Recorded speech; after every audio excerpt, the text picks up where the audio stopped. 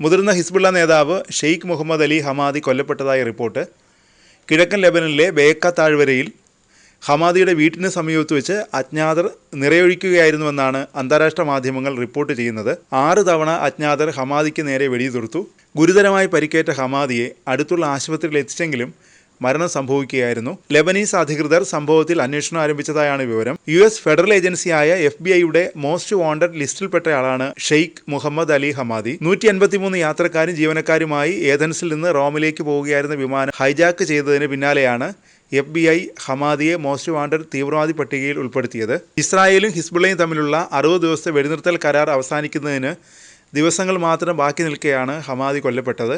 ജനുവരി 26 വരെ തെക്കൻ ലെബനനിൽ നിന്ന് ഇസ്രായേൽ സൈന്യത്തെ പിൻവലിക്കണമെന്നും ഹിസ്ബുള്ള ഇസ്രായേൽ അതിർത്തിയിൽ നിന്ന് ലിറ്റാനി നദിക്ക് വടക്ക് ദിശയിലേക്ക് പിൻവാങ്ങണമെന്നുമാണ് കരാർ. അതിനിടെ ഇസ്രായേൽ ഹമാസ് വെടിനിർത്തൽ ധാരണ പ്രകാരമുള്ള പലസ്തീനികളെ മോചിപ്പിച്ചിരുന്നു. ഇസ്രായേൽ നിയന്ത്രണത്തിലുള്ള വെസ്റ്റ് ബാങ്കിലെ ഒഫർ സൈനിക ജയിലിലുള്ള 90 പേരെയാണ് വിട്ടയച്ചത്. മിഡിൽ ഈസ്റ്റിലെ ഏറ്റവും പ്രധാനപ്പെട്ട ഇസ്ലാമിക പ്രസ്ഥാനങ്ങളിലൊന്നാണ് ഹിസ്ബുള്ള. ദൈവത്തിൻ്റെ സംഘടന എന്നാണ് ഈ വാക്കിൻ്റെ അർത്ഥം. ലെബനീസ് ആഭ്യന്തര യുദ്ധത്തിനിടയിൽ 1982 ഹിസ്ബുള്ള രൂപീകരിച്ചത്.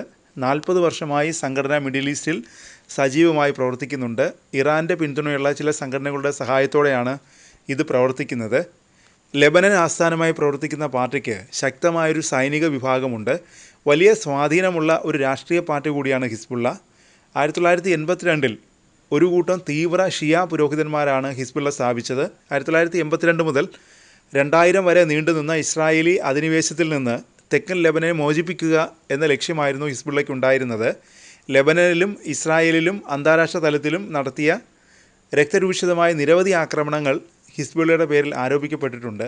വൻതോതിലുള്ള ചാവേർ ആക്രമണങ്ങളുടെ തുടക്കക്കാരനായാണ് ഹിസ്ബുള്ളയെ അന്താരാഷ്ട്ര വിദഗ്ധർ കണക്കാക്കുന്നത്. തെക്കൻ ബെയ്റൂത്ത്, തെക്കൻ ലെബനൻ, കിഴക്കൻ ബെക്ക താഴ്വര തുടങ്ങി ലെബനനിലെ പ്രധാന ഷിയ കേന്ദ്രങ്ങളെല്ലാം ഹിസ്ബുള്ളയുടെ നിയന്ത്രണത്തിലാണ്. ഭീകര സംഘടനയുടെ പട്ടികയിലാണ് അമേരിക്ക അടക്കമുള്ള രാജ്യങ്ങൾ ഹിസ്ബുള്ളയെ ഉൾപ്പെടുത്തിയിരിക്കുന്നത്.